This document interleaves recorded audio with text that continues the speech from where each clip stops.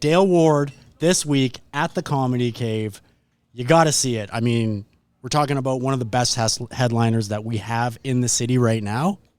Come on, right? Well, there's a lot of good headliners in Calgary. Hey, see them while you can, because like, I think we're lucky that we have you here, right? So, well, thanks. Yeah, I don't know. It's because Canada. I think if it was in the U.S., it would be like, oh, he's gonna take off. But like in Canada, like I'll be like, there's comics that are way better than me that are still, doing the circuits. Yeah. But I think you're getting to that level faster than anybody. You work really harder than I see most people working. Well, yeah, I don't know. I mean, I haven't been writing a lot because I've been working on other projects for the last 2 years. So my writing has suffered. I still write during the day, have an idea and little tags on stuff. But my best stuff is when I sit for hours and just rip something apart, rewrite it. Is that what you do? That's what I do, yeah. Yeah. So when I'm not doing other projects that are taking all of my time. So because the stuff that, not tonight. Tonight I was like, this is cool because I'm seeing stuff I never saw. You're talking about early material tonight. And, yeah. Tonight was a weird set, and but I had a lot of fun. It was a fun show. It was a fun show. Did stuff that, I was annoyed because I halfway through the show I realized I wasn't audio recording on my phone. Oh. But at least I had my video recording because I had a bunch of new stuff that I'd never said before. Right. So. Yeah. So how'd you how long? Okay.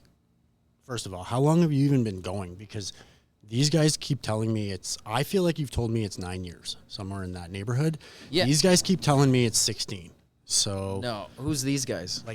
The club, the cave, the owners. They're like, he's been coming here since 2010. No. Nope. No, my first set ever was the day that Robin Williams died. What? Yeah.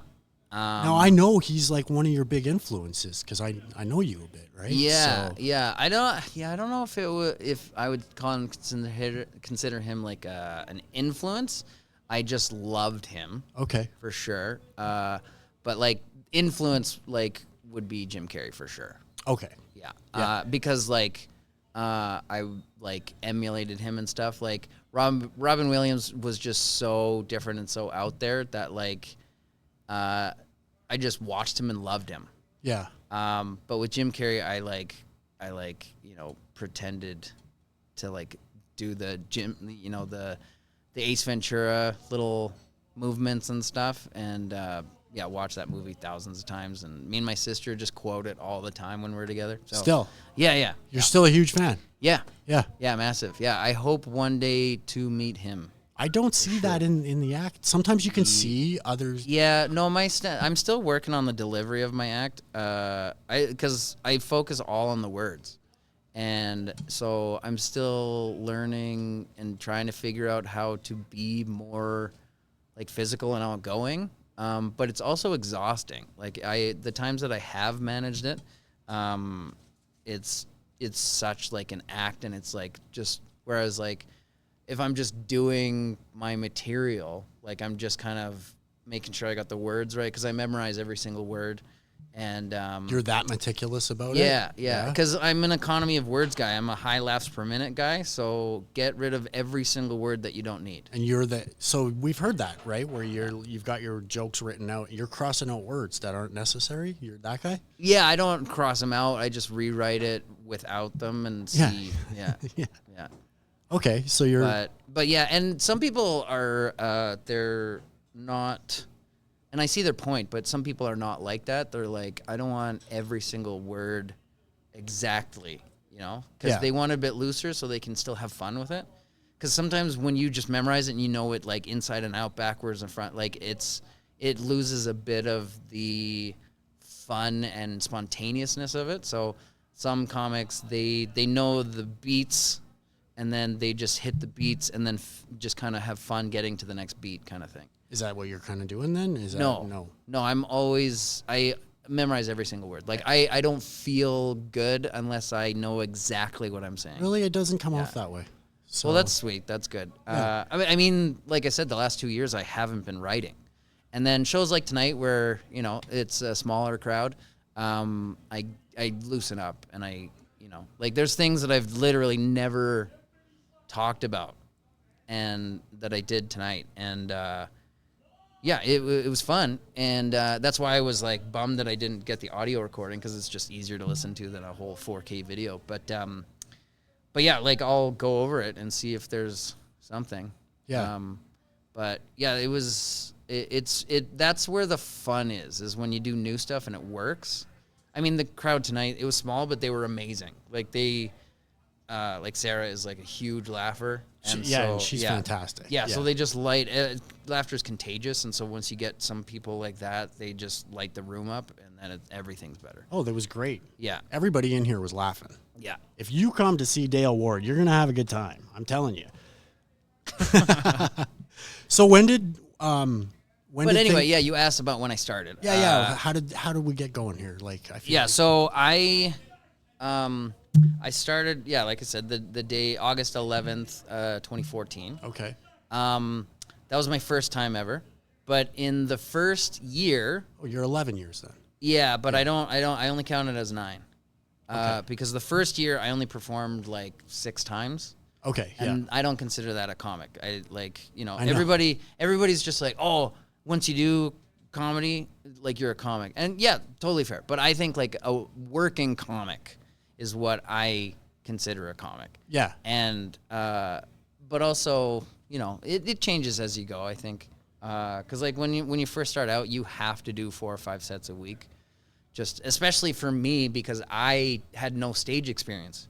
So I started with Matt Foster, who is one of my best buddies, and hilarious. Yeah, literally gonna see him tomorrow morning, because he's headed back to the UK within a week, kind of thing. But we started out together, which you never forget. You never forget who you start out with if they hang around. Which is also very rare. But he performed in front of thousands of people as a drummer. Right. Like crowds of thousands of people, and he's a phenomenal drummer. And so he was used to being in front of people, where I wasn't. So I felt like, and how used to it can you get for 5 minutes a night, and in front of usually open mics are 8 people kind of thing. Yep. So it took a while to loosen up and get used to being in front of people. Yeah, I feel like those teachers sometimes they're a little bit better quicker. Because they're teachers. They're Yeah. Go on. Yeah, teachers and improvers have amazing confidence when they switch over to stand up. Yep. And they're also obviously amazing at crowd work. Yeah. They're just too happy. I joked about that tonight. Yeah. But yeah. So you had no stage experience at all. So you were what, a super nervous guy for a while, or? Yeah, a little bit for sure. Yeah. Just getting up on stage, even if it was 6 people, like just telling jokes that I wrote, and just trying to make people laugh. So did it take 2 years before you went hard? No, it was 1 year, but I also don't count the year of COVID where I didn't perform at all. Okay. So I consider it 9 years. Yeah. No, that's fair. Yeah. But 9 years of going hard, and then and we're talking like 4 or 5 times a week, right? Like. Yeah, I used to do I used to go out every single night. You did, eh? Yeah, and so it was on average, like when you first start out, you don't get on as much. No. Like especially when it's a good show, and they're like, yeah, you're new, and we have like 10 headliners waiting to get on, like Comedy Monday Night and stuff, and Jupiter. They're amazing shows, and so amazing comics showed up. Yeah. And why would they pick me when I have 2 minutes of, like, fart puns kind of thing. Yeah. So, it's tough when you start out and you're, trying to get stage time. That is the hard part, Yeah, right? which is why, like I've been, I consider going hard at comedy for 9 years, but I've been producing shows for like 8.5. Right, yeah. Yeah, it's because I was like, I'm not getting enough stage time, and at the time there was no Sunday shows. And you weren't like hooked up here yet? They hooked me up really early. You did, eh? Yeah. So right about when I started my show with Spencer Strikert, Oh yeah, I know Spencer. Yeah, yep. We started a show together, and just to get stage time, and then also like to give others stage time as well. Yeah. So it was like a give and take. It was like, perfect. Yeah. And then also trying to get like headliners paid every once in a while. That was also just like nice and helped with networking. But yeah, producing a show is like pretty beneficial as well. Yeah, and I feel like we're a little short right now on shows. Like, yeah, a little bit. Yeah. Yeah. Like I'm a regular here, and they're so good to me here that like I just kind of ask whenever I'm not booked, and they're like, yeah, come by. Yeah. And so I don't have to worry if I'll get up. Like he's like 95% of the time just like, yeah, come on. Well, 100%, and they Yeah. trust you. They know when you come up that you're gonna have a good show. Yeah. I try to do, like, especially if it's a good paying crowd, like I want to, give them good stuff, right? So, Yeah, I followed you, and then I was like, oh, I couldn't ride his wave that well. And on last Saturday. week. Yeah, and he's like, are you comparing yourself to him because you're not, you're not him, you're not near him yet. Yeah, so, and I had fun too, because like you could follow me. Yeah. But like when I'm having a good set and I'm having fun, I just have more experience than you. So Yeah, and I went a little clean after, and Yeah. that wasn't super the best either, but it doesn't matter. because I'm not that. Yeah. Yeah. Yeah, but you make it accessible. That's another thing about you that like not a lot of people can do. Yeah. It's like you're making these super dark topics Yeah. accessible. Yeah. Yeah. I actually, somebody said that, Faris Haitia said that, we were just talking about like dark, like offensive comedy kind of thing. And yeah, cause there's like offensive comedy, but it's just offensive. Yeah, that's not Kinda this. Like, And Faris said, he was like, yeah, I think like you're the only one like doing dark comedy like well. And I was like, oh, thanks. Like cause like I definitely have some more offensive stuff. And that stuff I'm still unsure if I'm gonna record kind of thing. yeah. I love the joke. I spent years writing it and stuff, but it is a sensitive subject, and I just don't know if it's worth putting that out. Like, to a show, like I did it tonight, but I can tell when the crowd is into it. But you put it out on the internet, and people just going to take that little clip, and like, I'm not sure if I feel like defending it and having a battle and, trying to defend myself while people are trying to cancel me and stuff. And Does that happen?